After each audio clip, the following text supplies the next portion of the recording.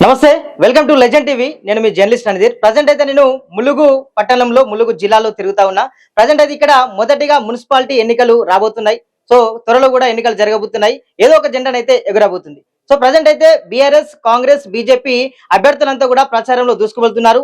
నువ్వా నేనా అన్నట్టుగానే ఇక్కడ పోటీ అయితే ఉంది. ఎందుకంటే ఇక్కడ మొదటిసారి మున్సిపాలిటీ ఎన్నికలు జరగబోతున్న సందర్భంగా కూడా ఒక ఆసక్తికరమైనటువంటి చర్చనైతే జరిగింది. సో బీఆర్ఎస్ తరఫున కూడా ప్రచారం కూడా ముమ్మరంగా సాగుతుంది. తమ యొక్క గతంలో బీఆర్ఎస్ ప్రభుత్వం చేసినటువంటి అనేక రకాల సంక్షేమ పథకాలను కూడా కేసీఆర్ చేసినటువంటి అభివృద్ధిని కూడా ప్రజల్లోకి తీసుకెళ్తున్నటువంటి పరిస్థితి. మనతో పాటు బీఆర్ఎస్ పార్టీ జిల్లా అధ్యక్షుడు రాగులమర్రి లక్ష్మణబాబు గారు ఉన్నారు. అసలు ఎట్లా ఉంది పరిస్థితి? మొదటిసారి మున్సిపాలిటీ ఎన్నిక వస్తుంది. వీళ్ళ యొక్క అభ్యర్థులను ఎట్లా చైతన్యం చేస్తున్నారో తెలుసుకునే ప్రయత్నం చేద్దాం. అన్న, మొత్తానికి అయితే ఇది మొదటిసారిగా మున్సిపాలిటీ ఎన్నిక జరగబోతున్నాయి. ఎట్లా ఉంది పరిస్థితి? మీ అభ్యర్థులంతా ఎట్లా తీసుకోబోతున్నారు? ఇది కేసీఆర్ గారు ప్రభుత్వం ఉన్నప్పుడు తీసుకున్న నిర్ణయం. ములుగు ఏదైతే గ్రామ పంచాయతీ నుంచి మున్సిపాలిటీగా మారడానికి కేసీఆర్ గారే కారణం. తాను మారుమూల ప్రాంతాలకు కూడా వాటికి ప్రాధాన్యత ఇవ్వాలి, మున్సిపాలిటీ హోదా ఇవ్వాలని చెప్పి దాన్ని మన ములుగు జిల్లాని మున్సిపాలిటీగా ప్రకటించడం జరిగింది. ఆనాడు ప్రస్తుత మంత్రి గారు ఇక్కడ ఉన్న సీతక్క గారు కూడా ధన్యవాదాలు తెలియజేసిన విషయం మనందరికీ తెలిసిందే. ఇక్కడ బ్రహ్మాండంగా ఊపు మీద ఉన్నారు మన కార్యకర్తలు, బీఆర్ఎస్ కార్యకర్తలు అందరు కూడా కేసీఆర్ గారికి ఈరోజు మున్సిపాలిటీని మనకు ప్రకటించినందుకు ఈరోజు ఓట్లేసి కేసీఆర్ గారికి కానుకగా దాన్ని ములుగుని పీఠాన్ని అప్పజెప్పాలనే ఉద్దేశంతో ఇక్కడ ఉన్న కార్యకర్తలు ప్రజలు ఉన్నారు. చైతన్యం మనం చేయాల్సిన అవసరం లేదు, వాళ్ళు ఫుల్ చైతన్యంతో ఉన్నారని చెప్తారు. కొన్ని చోట్లనైతే మామూలుగా కౌన్సిలర్ గానైతే పోటీ చేద్దామని చాలా మంది అనుకుంటారు. కొంతమందికి టికెట్లు రాకపోవచ్చు. వాళ్ళని ఎలా మీరు సద్దుమణించే ప్రయత్నం చేశారు? ఇప్పుడు మీరు చూస్తే మా పార్టీ నుంచి రెబెల్ క్యాండిడేట్స్ అనేటోళ్ళు పెద్దగా ఎవరు లేరు. మాకు ఏదైతే 1-2 విత్డ్రావల్స్ కాలేదో అవి కూడా సమయాభావం లేక మాత్రమే అవి విత్డ్రావల్స్ కాలేకపోయినాయి. అయినా వాళ్ళు కూడా ఇప్పుడు మాతోటే తిరుగుతున్నారు. ఇది బీఆర్ఎస్ పార్టీ ఉద్యమ పార్టీ. ఇక్కడ పదవుల కోసమో దేనికోసమో ఇక్కడున్న నాయకులు ఎవరు కూడా పాకులాడరు. త్యాగానికే ఈ పార్టీలో ఎక్కువ ఇంపార్టెన్స్ ఇస్తారు. కేసీఆర్ గారే దానికి నిదర్శనం. ఎన్నో పదవులు తను త్యాగం చేసి ఈ రోజు తెలంగాణ తీసుకొచ్చారు. అదే రక్తం బీఆర్ఎస్ పార్టీ కార్యకర్తలు అందరిలో ఉంటది. ఎవరు కూడా మాకు ఏం పెద్ద ఇబ్బంది లేదు. బై మిస్టేక్ ఫ్రెయిల్ ఉన్న వాళ్ళందరూ కూడా ఇవాళ బీఆర్ఎస్ పార్టీకి ప్రచారంలో దూసుకొని పోతుండ్రు, ముందుకెళ్తుండ్రు. అధికారంలో ఉంది కాంగ్రెస్ పార్టీ ప్రభుత్వం. ఇక్కడ కూడా మంత్రి సీతక్క ఉన్నారు, ఒక పవర్ఫుల్ నాయకురాలుగానే అయితే పేరుగాంచింది. ఆమెను ఢీకొని మీరు గెలిచేటువంటి అవకాశం ఉందంటారు? మాకైతే పవర్ఫుల్ అనేటి పెద్ద ఇబ్బందులు ఏం లేవు. మాకు ప్రజల మనసులు గెలిచినోడే పవర్ఫుల్. అర్థమైందా? ఆనాడు తన ఎమ్మెల్యేగా ఉన్నప్పుడు తన ఎమ్మెల్యే ఎలక్షన్స్ లో ఓట్లు వేసిండ్రు, గెలిపించిండ్రు, అంతవరకే. కానీ పూర్తిగా తను ఏదైతే స్థాయికి తగ్గట్టు ప్రజలు కోరుకున్నట్టు సీతక్క గారు సోదరి వారిని ఏ విధంగానైతే ప్రజలు ఊహించిన విధంగా తను వాళ్ళ ఎక్స్పెక్టేషన్స్ కు రాలేదని చెప్పి బీఆర్ఎస్ పార్టీ అధ్యక్షునిగా నేను చెప్తున్నాను. సో మాకు అట్లాంటి ఏం లేవు.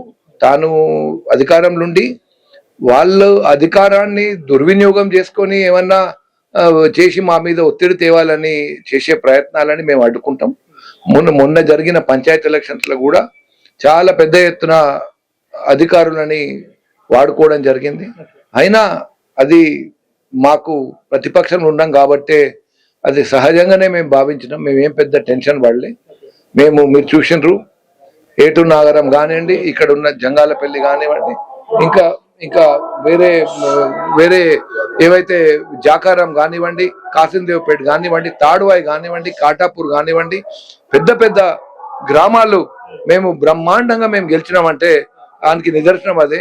వెంకటాపూర్ మండలంలో కూడా పోటీ చేసిన సగానికి సగం గెలిచినాం. ములుగు మండలంలో సగానికి సగం గెలిచినాం. ఈ విధంగా మీరు చూస్తే పోయిన మున్సిపల్ పంచాయతీ ఎన్నికల్లో మాకు కాంగ్రెస్ పార్టీకి 3,000 ఓట్లు మాత్రమే తేడా. ఎక్కడ 30,000 మంత్రి గారు గెలిచింది, ఎక్కడ 3,000.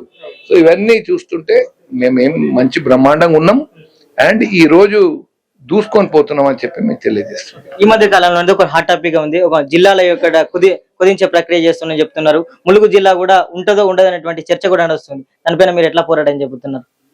చూడండి, ప్రజలు కాంగ్రెస్ పార్టీ అహంకారానికి బుద్ధి చెప్పే సమయం వచ్చింది. మారుమూల ప్రాంతమైన ములుగు ప్రజలకు ఒక జిల్లాని కేసీఆర్ గారు ఇచ్చిండ్రు. ఇక్కడ ఒక ప్రాధాన్యత ఈ ప్రాంతాన్ని పెంచిండ్రు. ఇక్కడ ఉన్న ప్రజలకు ఒక గౌరవమైన పొజిషను జిల్లాగా కేసీఆర్ గారు ఇచ్చిండ్రు. వాళ్ళకి ఏదైనా ఇబ్బందులు ఉంటే మారుమూల ప్రాంతం కదా, దూరం దాకా వెళ్ళకుండా వాళ్ళు ఇక్కడిక్కడ వాళ్ళ సమస్యలు పరిష్కరించుకోవడానికి ఒక కలెక్టరేట్ అవసరం అని చెప్పి దాన్ని ఇక్కడ పెడితే, కాంగ్రెస్ పార్టీ మేము వింటున్నాము జిల్లాలని రద్దు చేస్తాము, జిల్లాలని తీసేస్తాము, ములుగు జిల్లాను కూడా తీసేస్తామని చెప్పే ప్రచారం ఏదైతే జరుగుతుందో దానికి మంత్రి గారు టోటల్ బాధ్యత వహించాలి. మంత్రి సీతక్క గారు కాగితం రాసిచ్చి ఎన్నికల్లో ఓట్లు అడుగుతానికి పోవాలి. ఇవాళ ములుగు జిల్లాని డిస్టర్బ్ చేయమనే కాగితం రాసిచ్చినాకనే ఓట్లు అడగాలి అని చెప్పి నేను వారికి ఈరోజు డిమాండ్ చేస్తున్నాను. అది ప్రజల కోరిక. ఇది కోరికని మా ఎమ్మెల్యే గారు, అప్పుడు మా మంత్రి గారు, మా గౌరవ చందులాల్ గారు ఓటమి పాలైన జిల్లాని ప్రకటించిన ఘనత కేసీఆర్ గారు అని చెప్పి మీకు తెలియజేస్తాను. ములుగు జిల్లాని ఇచ్చింది ఆ గతంలో ఉన్నటువంటి కేసీఆర్ ప్రభుత్వం. ఆ యొక్క సానుభూతి అనేది నిజంగా ప్రజలు ఉందంటారా? తప్పకుండా ఉంటదండి. ములుగు ప్రాంతానికి ఒక జిల్లాని ఇచ్చిండు, ఒక మెడికల్ కాలేజ్ ఇచ్చిండు, గిరిజన విశ్వవిద్యాలయాన్ని ఇక్కడ తేవడానికి విశ్వ ప్రయత్నాలు చేసిండ్రు, భూమిని కూడా తాను కేటాయించడం జరిగింది, ఏటూరు నాగరంకి రెవెన్యూ డివిజన్ ఇచ్చిండ్రు, మల్లంపల్లి మండలాన్ని చేసిండు, ఇక్కడ ఉన్న హెల్త్ ప్రొఫైల్ కి సంబంధించిన 2 జిల్లాలలో ములుగుని ఎంపిక చేసిండు. ఇవన్నీ కేసీఆర్ గారు చేసిండ్రు. అది కాక టూరిజం అయితే బ్రహ్మాండంగా పెద్ద పీట వేసిండ్రు బీఆర్ఎస్ ప్రభుత్వం. ఇంత చేసిన బీఆర్ఎస్ ప్రభుత్వాన్ని ఎందుకు ప్రజలు మర్చిపోతారు? అందుకనే ఆఖరిగా నేను మీకు ఒక స్టేట్మెంట్ నేను చెప్తున్నాను. ఇది సామాన్య ప్రజలు వర్సెస్ కాంగ్రెస్ నాయకులతోటి జరిగే యుద్ధం. ఇది సామాన్య ప్రజలందరూ మాతో ఉన్నారు. కాంగ్రెస్ వాళ్ళు వాళ్ళ అహంకారాన్ని, వాళ్ళ అధికారాన్ని అడ్డం పెట్టుకొని సామాన్య ప్రజలని వంచే ప్రయత్నంలో ఉన్నారు, బెదిరించే ప్రయత్నంలో ఉన్నారు.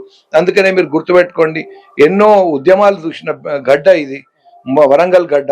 ఈ వరంగల్ గడ్డలో భాగమైన ములుగు గడ్డ మీరు ఎప్పటికైనా పోరాటానికి ముందుంటది. వీళ్ళు ఏదైతే అహంకారంగా అధికార దుర్వినియోగం చేసుకొని ముందుకు పోదాం అనుకుంటుండ్రు, వాటందరికీ సామాన్య ప్రజలు బుద్ధి చెప్పబోతుండ్రు. రైతులు బాధపడుతుండ్రు, విద్యార్థులు బాధపడుతుండ్రు, మహిళలు బాధపడుతుండ్రు. ప్రతి ఒక్కటి అడుగడుగున మోసం, అడుగడుగున బెదిరింపు. కేసీఆర్ లాంటి వాళ్ళని, కేటీఆర్ లాంటి పెద్ద నాయకులని బెదిరించే ప్రయత్నంలో సిట్లు అంటారు, ఇవన్నీ అంటారు.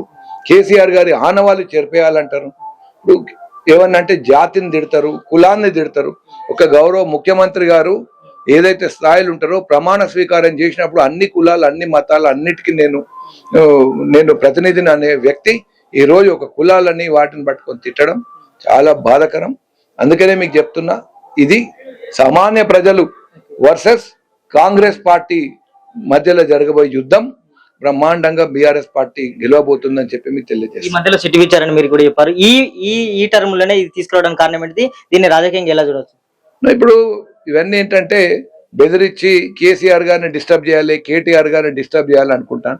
ఇవన్నీ పెద్ద పెద్ద ఉద్యమాలు చేసిండు కేసీఆర్ గారు. ఇవన్నిటికీ మేము భయపడం. ఇది ఒక భయభ్రాంతుల గురి చేయాల్సిన ప్రక్రియ తప్ప వేరే ఏం లేదని చెప్పి మీకు తెలియదు. మున్సిపాలిటీలో అయితే దాదాపు 20 వార్డులు ఉన్నాయి. దాంట్లో కూడా మీ అభ్యర్థులంతా కూడా ప్రచారం తీసుకుపోతున్నారు. సో ఒకవేళ గెలిచిన వింబట మళ్ళీ అధికారంలో ఉన్నది కాంగ్రెస్ కదా, వెళ్ళేటువంటి అవకాశం ఉందా? మీరు వాళ్ళని ఎలా సటైన్ చేయగలుగుతారు? ఇప్పుడు ఏదైతే చెత్త మా పార్టీలు ఉండేనో ఆ చెత్త అంతా వెళ్ళిపోయింది నిన్న మొన్న. ఓకే, ఇంకెవ్వరు కూడా ఈ పార్టీని వదిలిపెట్టి పోయే వ్యక్తులు లేరు. అందరూ బ్రహ్మాండంగా కేసీఆర్ గారి మీద నమ్మకంతో, బీఆర్ఎస్ పార్టీ మీద ప్రేమతోటి, ములుగు జిల్లా నాయకత్వం ఏదైతుందో బీఆర్ఎస్ పార్టీ, వాటన్నిటి మీద విశ్వాసంతో ఇక్కడ అందరు ఉన్నారు. ఎవరు కూడా భయపడి కాంగ్రెస్ పార్టీకి లొంగాలనుకునేటోడు ఎవడు లేడని చెప్పి మీకు తెలియజేస్తున్నాం.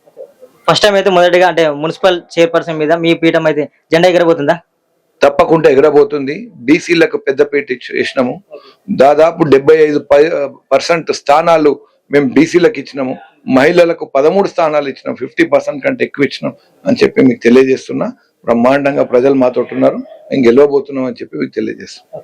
మొత్తానికి అయితే ఇటు బీసీలకు సముచిత అవకాశాలు కల్పించామని, అదేవిధంగా ఇక్కడ ఎన్ని పవర్ఫుల్ ఉన్నా కూడా తప్పకుండా గతంలో చేసినటువంటి కేసీఆర్ చేసినటువంటి అభివృద్ధి ఇక్కడ గెలిపిస్తుంది. తప్పకుండా మొదటిగా మున్సిపల్ చైర్మన్ గానైతే గులాబీ జెండాకు సంబంధించినటువంటి వారే కూడా పీఠం ఎక్కబోతున్నారని కూడా కాకులమర్రి లక్ష్మణ్ బాబు గారు చెప్తున్నారు. కెమెరా పర్సన్ సాయితో రణధీర్, లెజెండ్ టీవీ, ములుగు నుంచి.